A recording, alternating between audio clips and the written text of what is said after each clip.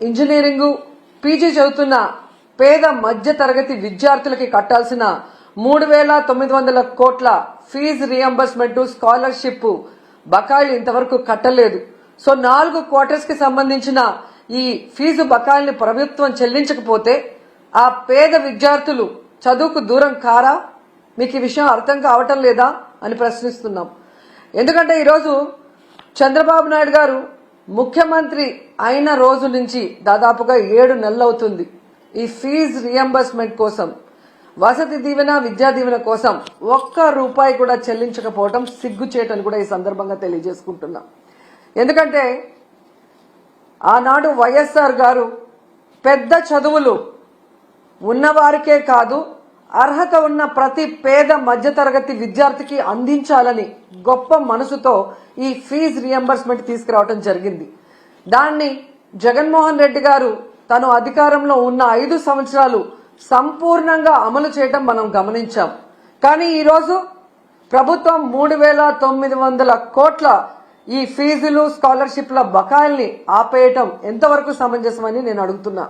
ఎందుకంటే ఈరోజు మీరు చూస్తే విద్యా దీవెన కింద 2,800 కోట్లు, అలాగే వసతి దీవెన కింద 1,100 కోట్లు, అంటే దాదాపుగా 3,900 కోట్లని బకాయిలు పెట్టడం వల్ల కొన్ని కాలేజెస్ లో విద్యార్థుల్ని క్లాసులకి రానివ్వట్లేదు, కొన్ని కాలేజెస్ లో విద్యార్థులకి సర్టిఫికెట్లు కూడా ఇవ్వకపోవటం, కొన్ని చోట్ల విద్యార్థులు చదువుకు దూరవటం చూస్తుంటే చాలా చాలా బాధేస్తుంది. ఎందుకంటే విద్యతోనే పేదరికం సమూలంగా నిర్మూలించే అవకాశం ఉంది. అందుకే రాజశేఖర రెడ్డి గారు, జగన్మోహన్ రెడ్డి గారు పేద పిల్లలకి చక్కటి చదువును అందించి ఆ కుటుంబాలు ఆర్థికంగా ఎదిగే విధంగా, సమాజంలో గౌరవంగా ఉండే విధంగా అన్ని రకాలుగా ఎలా అండగా నిలబడ్డారో మనం గమనించాం. కానీ చంద్రబాబు నాయుడు గారు డబ్బున్న వాళ్ళు మాత్రమే చదువుకోవాలి, తన పార్టీలో ఉన్న ప్రైవేట్ స్కూళ్లు కాలేజీలు ఉన్న వాళ్లే ఫీజులు దండుకోవాలి అన్నట్టుగా ఈరోజు పేద విద్యార్థుల్ని చదువుకు దూరం చేసే విధంగా చర్యలు చేపట్టడం, ఇవ్వాల్సిన బకాయిలు ఇవ్వకపోవడం అనేది మనం గమనించాలి.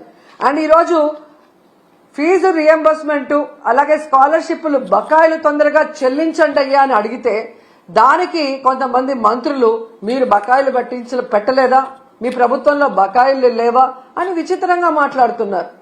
ఆ మంత్రులకు గాని ఆ ఇతండంగా మాట్లాడే వారికి నేను తెలియజేసేది ఒకటే, 2019లో చంద్రబాబు నాయుడు గారు దిగిపోయే నాటికి 2,800 కోట్లు బకాయిలు ఉన్నాయి. ఆ రోజు ఆ బకాయిల్ని జగన్మోహన్ రెడ్డి గారి ప్రభుత్వం సంపూర్ణంగా చెల్లించడమే కాకుండా తాను అధికారంలో వచ్చిన తర్వాత ఉన్న వాటిని కూడా ఎలా చెల్లించుకుంటూ వస్తున్నారో మనం చూసాం. సో ఎప్పుడూ కూడా ఒక ప్రభుత్వం మారినప్పుడు గత ప్రభుత్వంలో బకాయిలు ఉంటే వాటిని తీర్చాల్సిన బాధ్యత ఆ అధికారంలోకి వచ్చిన పార్టీకి ఉంటుంది. కానీ అధికారంలోకి వచ్చిన తర్వాత ఈరోజు చేతులు దులుపుకొని పేద విద్యార్థుల చదువుని దూరం చేసి మళ్లీ ఇతండంగా విచిత్రంగా మాట్లాడటం ఎంతవరకు సమంజసమని నేను ప్రశ్నిస్తున్నా. అండ్ ఈరోజు మీరు చూస్తే ఇది చంద్రబాబు నాయుడికి ఇది కొత్త ఏం కాదు, మీరు గతంలో కూడా చూశారు. ఎందుకంటే పేదవాళ్ళంటే చంద్రబాబు నాయుడికి చిరాకు. పేదవాళ్ళు మనుషులు కారనా, వాళ్ళకి చదువు అవసరం లేదనుకుంటారో ఏంటో నాకు తెలియదు. కానీ వైఎస్ఆర్ గారు తీసుకొచ్చిన ఈ ఫీజు రియంబర్స్మెంట్ ని ఏ విధంగా ఇంజనీరింగ్ స్టూడెంట్స్ ని ఫీజు రియంబర్స్మెంట్ లో 35,000 రూపాయలకే కోత పెట్టి ఎంతమందిని ఇబ్బంది పెట్టారో మనం అందరం కూడా గమనించాం. కానీ జగన్మోహన్ రెడ్డి గారు ఎంత ఖర్చైనా విద్యార్థికి మొత్తం ప్రభుత్వమే చెల్లించే విధంగా ప్రతి పేద మధ్యతరగతి పిల్లవాడికి చక్కటి చదువుని అందించటం ఈరోజు ప్రజలందరూ కూడా గమనించాల్సిన విషయం అని కూడా ఈ సందర్భంగా తెలియజేసుకుంటున్నా. అండ్ ఈరోజు మీరు చూస్తే ఈ చంద్రబాబు నాయుడు గారు 3,900 కోట్ల ఈ స్కాలర్షిప్లు కానీ ఫీజు రియంబర్స్మెంట్ బకాయిలకు మాత్రమే ఆపలేదండి.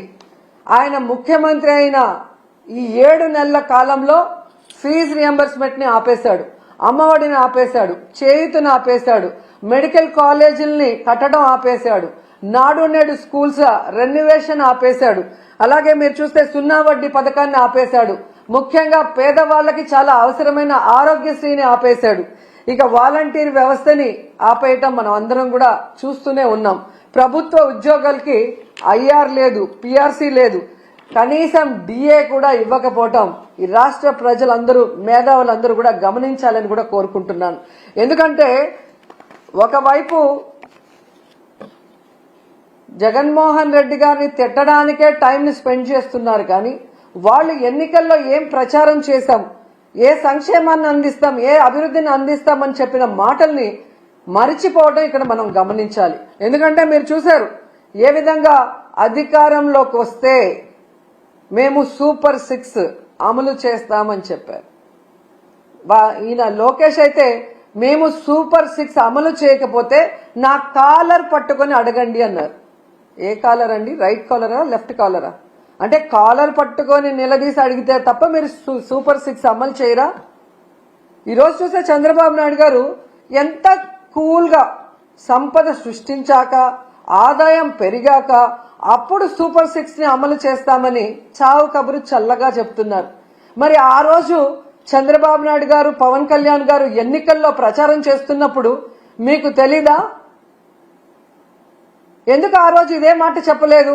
మేము వచ్చాక సంపద సృష్టించాక ఆదాయం పెరిగితేనే సూపర్ 6 అమలు చేస్తాం, లేకపోతే చేయలేమని ఆ రోజు ఎందుకు చెప్పలేదని అడుగుతున్నా. ప్రజల్ని మోసం చేయాలన్న ఆలోచనతోనే కదా అబద్ధం చెప్పారు. మళ్ళీ మీరు చూస్తే చాలా ఎటకారంగా చంద్రబాబు నాయుడు గారు, మీరు కూడా వినుంటారు, పెద్ద గొంతేసుకొని చెవులో మైకు పెట్టుకొని తమ్ముళ్ళు బటన్ నొక్కుతాడంట జగన్మోహన్ రెడ్డి. బటన్ నొక్కడం పెద్ద విషయమా? మూలనున్న ముసలమ్మ కూడా బటన్ నొక్కుతుంది అని ఎటకారంగా మాట్లాడాడు. మరి మీకు కూడా 73 ఏళ్లు పూర్తయ్యాయి కదా, మూలనున్న ముసలమ్మ బటన్ నొక్కగా లేంది 73 ఏళ్ల ముసలోడివి మీరెందుకు నొక్కలేకపోతున్నారు ఆ బటన్ అని ముసలోళ్ళందరూ గుసగుసలాడుకుంటున్నారు. మీకు వినిపిస్తుందా?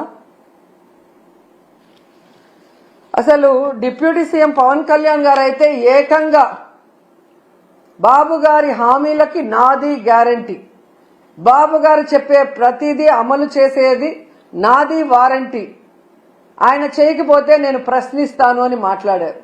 మరి ఈరోజు పవన్ కళ్యాణ్ గారు ఈ సంవత్సరం ఇవ్వాల్సిన తల్లికి వందనం, రైతు భరోసా, నిరుద్యోగ భృతి, ఫ్రీ బస్సు, ఆడబిడ్డ నది ఎవరిస్తారు? మీరిస్తారా? చంద్రబాబు నాయుడుతో ఇప్పిస్తారా? మరి ఇంతవరకు ఇవ్వలేదు కదా. మరి ఎందుకు మీరు ఈ కోట్లాది మంది ప్రజల తరఫున నిలబడి చంద్రబాబు నాయుడిని నిలదీయట్లేదు? ఏం అడ్డం వస్తుంది మీకు అని ప్రశ్నిస్తున్నా. ఈరోజు ఎంత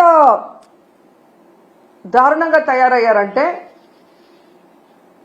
నేను నా కొడుకు పవన్ కళ్యాణ్ గారు అధికారంలోకి వచ్చేసాం కాబట్టి ఈ రాష్ట్ర ప్రజలు ఏమైపోయినా పర్వాలేదు, వీళ్ళకి మనం చెప్పింది ఏది చేయాల్సిన అవసరం లేదు అని ఎంత కేర్లెస్ గా ఈ ప్రభుత్వంలో ఉన్న పెద్దలు ప్రవర్తిస్తున్నారో మనం అందరం కూడా గమనించాలి.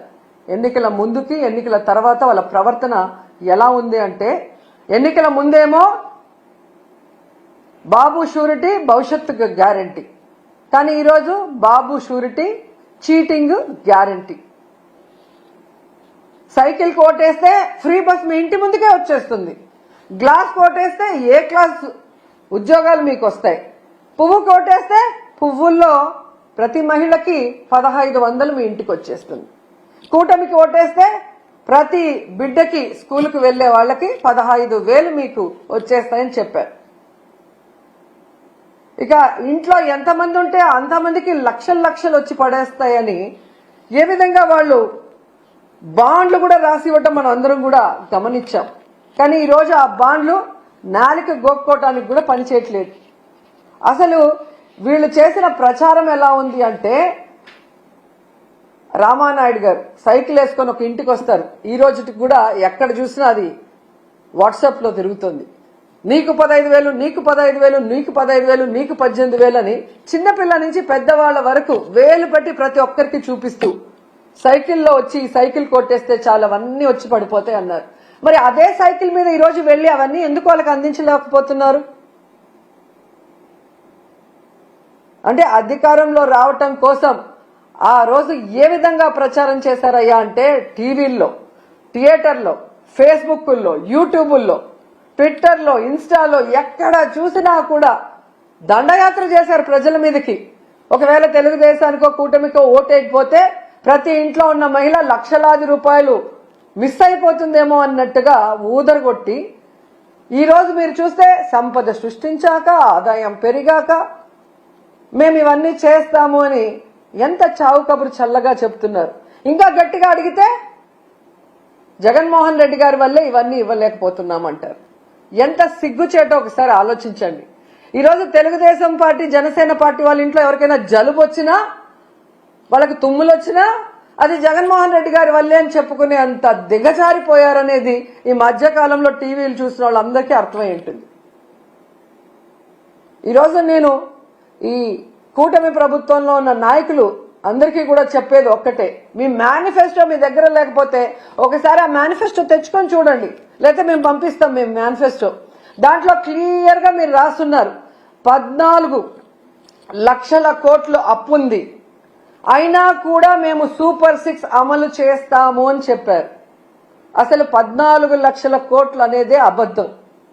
మొన్ననే మీరు అధికారంలోకి వచ్చిన తర్వాత మీ అధికారులు మీరు అంతా కూడా ఎక్సర్సైజ్ చేసి అసెంబ్లీలో ప్రవేశపెట్టారు కేవలం 6.5 లక్షల కోట్లు మాత్రమే అప్పుంది అని. 14 లక్షల కోట్లుందని అబద్ధం చెప్పిన మేనిఫెస్టోలోనే అన్ని చేస్తామన్నప్పుడు అందులో సగం ఉన్నప్పుడు ఎందుకు చేయలేకపోతున్నారని నేను అడుగుతున్నా. అసలు ఇప్పటికీ రాష్ట్రం విడిపోయాక మొదటిగా ముఖ్యమంత్రి అయింది మీరే. మీరు దిగిపోయేటప్పటికి ఎంత అప్పు ఉంది, మీరెంత అప్పు చేశారు, మీరు ప్రజలకు ఏం సంక్షేమాన్ని ఇచ్చారు, రాష్ట్రానికి ఏం అభివృద్ధి చేశారో ఒక వైట్ పేపర్ రిలీజ్ చేయండి. ఆ తర్వాత వచ్చిన జగన్మోహన్ రెడ్డి గారు 5 ఏళ్లలో ఎంత అప్పు చేశారు, కోవిడ్ సంక్షోభంలో కూడా రాష్ట్రానికి ఆదాయం లేకపోతే ఎలా సంక్షేమాన్ని అభివృద్ధిని చేశారు, ఎంత అప్పు చేసి ఆ అప్పు డబ్బులు ఏమైందో కూడా ఒక వైట్ పేపర్ రిలీజ్ చేస్తే మీ అబద్ధాలకి ఫుల్ స్టాప్ పడుతుంది. ఎన్నికల ముందే కాదు ఇప్పుడు కూడా అబద్ధాలు చెప్పుకొని బ్రతకాలనుకుంటున్నారు తప్ప రాష్ట్ర ప్రజలకు ఇచ్చిన హామీలు నెరవేర్చాలన్న చిత్తశుద్ధి లేకపోవడం దురదృష్టకరం. సో మీకు ఒకటే చెప్తున్నాను, మీ బడ్జెట్ లో మీరు చెప్పినట్టుగా బడ్జెటరీ లోన్ 4,91,734 కోట్లు, అలాగే నాన్ బడ్జెటరీ లోన్స్ అంటే కార్పొరేషన్ల ద్వారా తెచ్చిన 1,54,797 కోట్లు, అంటే మొత్తం కలిపి 6.5 లక్షల కోట్లు మాత్రమే అప్పుంది. దాంట్లో మెజారిటీ మీరు చేసిన అప్పులే 2014లో. సో 14 లక్షల కోట్లు ఉన్నప్పుడే అన్ని అమలు చేస్తామన్న మీరు ఈ రోజు చేయకుండా దాన్ని జగన్మోహన్ రెడ్డి గారి మీద తోసి తప్పించుకోవాలి అంటే వదిలిపెట్టే ప్రసక్తే లేదు. అండ్ ఈ రోజు మీకు హెచ్చరిస్తున్నాం, పిల్లల జీవితాలతో చెలగాట మాడే విధంగా కనుక మీరు ఇలాగే ముందుకు వెళ్లి ఫీజు రియంబర్స్మెంట్ బకాయిలు గాని విద్యా దీవెన వసతి దీవెన బకాయిలు చెల్లించకపోతే మీకు డెడ్ లైన్ 5వ తేదీ ఫిబ్రవరి 5వ తేదీ లోపల చెల్లించకపోతే వైఎస్ఆర్ కాంగ్రెస్ పార్టీ నాయకులు కార్యకర్తలు విద్యార్థుల తల్లిదండ్రులతో ఫీజు పోరు చేసి మీ మెడలు వంచి పిల్లలకి అండగా నిలబడతామని కూడా ఈ సందర్భంగా తెలియజేసుకుంటున్నాం. అండ్ ఫైనల్ గా ఒకటి చెప్పాలనుకుంటున్నా, ఈరోజు ప్రభుత్వానికి ఎలా సంక్షేమాన్ని అందించాలి, ఎలా అభివృద్ధి చేయాలని చేతగాకపోతే జగన్మోహన్ రెడ్డి గారిని తిట్టడమో మాలాంటి వాళ్ళ మీద ట్రోల్స్ చేయటం వల్గర్ గా పోస్టులు పెట్టడమో కాదు, ఎలా పని చేయాలో జగన్ గారి దగ్గర క్లాసులు తీసుకుంటే నేర్పిస్తారు. చిన్నవాడైనా మొదటిసారి ముఖ్యమంత్రి అయినా ప్రజలకు ఇచ్చిన ప్రతి వాగ్దానాన్ని రాష్ట్రంలో ఎలాంటి పరిస్థితులున్నా కూడా సమర్థవంతంగా అందించి అందరికీ కూడా అన్నలాగా అండగా నిలబడ్డాడు. మీలాగా మీ మీద ఎవరో ఒకరి మీద నిందలు మోపి తప్పించుకోవాలన్న ప్రయత్నం చేయలేదు. పవన్ కళ్యాణ్ గారు మీకే చెప్తున్నాను, ఆడవాళ్ళ మీద ట్రోల్స్ చేస్తే ఒప్పుకోనన్నారు. మరి ఆడవాళ్ళు అంటే ఓన్లీ తెలుగుదేశం జనసేనలో ఉన్న ఆడవాళ్ళు మాత్రమేనా? మీ ప్రభుత్వం చేసే తప్పుల్ని నిలదీస్తామన్నా మీరు నిలదీయకపోతే ఈ రాష్ట్రంలో బాధ్యత కలిగిన అపోజిషన్ లీడర్స్ గా మేము నిలదీస్తున్నాం.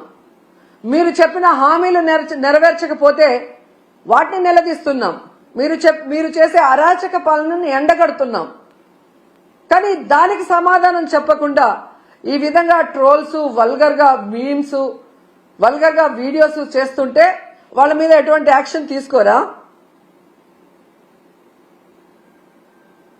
ఖచ్చితంగా నా మీద గాని మహిళల మీద గాని ఇలాంటి పనికి మాలిన వీడియోస్ పనికి మాలిన ట్రోల్స్ చేస్తే మాత్రం సహించేది లేదు. వడ్డీతో సహా వాళ్ళందరికీ కూడా ఇచ్చి పడేస్తానని తెలియజేసుకుంటున్నా. ఇప్పటి వరకైతే ఇలాంటి పిచ్చి పనులు చేసే వాళ్ళు మానసిక రోగులుగానే నేను భావించాను. జగనన్న ప్రభుత్వం ఉన్నప్పుడు వాళ్ళందరికీ ఆరోగ్యశ్రీలో అయితే ట్రీట్మెంట్ ఇప్పించగలిగాం. కానీ ఈరోజు ఆరోగ్యశ్రీ కూడా తీసేశారు కాబట్టి మీ పిచ్చి మీరే భరించుకోండి. అది మా మీద ప్రజల మీద రుద్దాలన్న ప్రయత్నం చేస్తే మాత్రం సహించేది లేదు. మీరు తప్పు చేసినప్పుడు మేము నిలదీస్తాం, పోరాటం చేస్తాం. మీరు ఇచ్చిన హామీని నెరవేర్చాలి. మీరు అధికారంలో ఉన్నారు కాబట్టి చేయాల్సిన అభివృద్ధి చెయ్యాలి. అంతేగాని బెదిరిస్తే, కేసులు పెడితే, ట్రోల్ చేస్తే భయపడి ఆగిపోతారనుకుంటే మాత్రం అది మీ భ్రమే అని కూడా ఈసారి తెలియజేసుకొని, సో ఫీజ్ రియంబర్స్మెంట్ అలాగే స్కాలర్షిప్స్, విద్యా దీవెన, వసతి దీవెన బకాయిలు చాలా ఇంపార్టెంట్. ఇది రాజకీయం కాదు, విద్యార్థుల భవిష్యత్తు. దీని మీద దృష్టి పెట్టి పవన్ కళ్యాణ్ గారు వెంటనే చంద్రబాబు నాయుడు గారితో వీటిని రిలీజ్ చేయించాలని కూడా డిమాండ్ చేస్తున్నాం.